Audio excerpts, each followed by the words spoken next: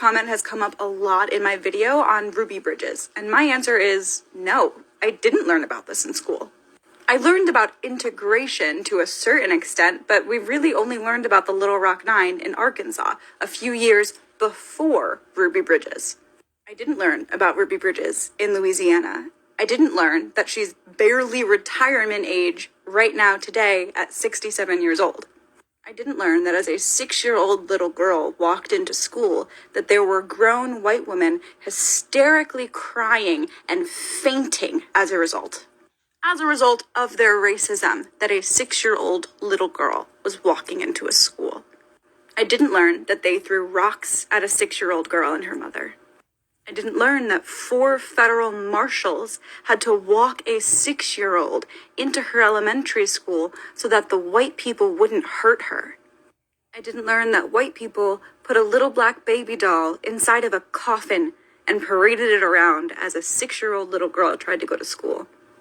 I didn't learn that Ruby Bridges couldn't eat the lunch provided by the school. She had to eat the lunch that her parents provided for her because they were scared that someone was going to try to poison her. I didn't learn about the white adults and the white children outside her school singing "Glory, Glory, Segregation, the South will rise again."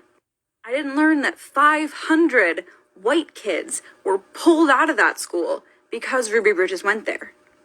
I didn't learn about how grown white adults yelled slurs and threats at a 6-year-old little girl.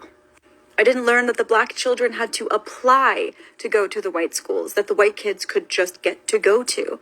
I didn't learn that out of the 137 black first graders that applied to go to integrated schools, only 5 of them were accepted, and Ruby was the only one accepted to go to the elementary school that she went to. I didn't learn that in retaliation for Ruby going to an integrated school, her grandparents were evicted from their farm. I didn't learn that when Ruby Bridges was in the 1st grade, there was only one teacher at that school who was willing to teach her, Barbara Henry. And I didn't learn that for that entire school year, in the 1st grade, Ruby Bridges was alone.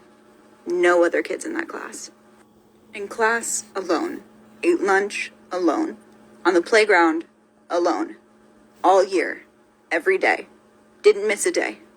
So no, I did not learn about Ruby Bridges in school.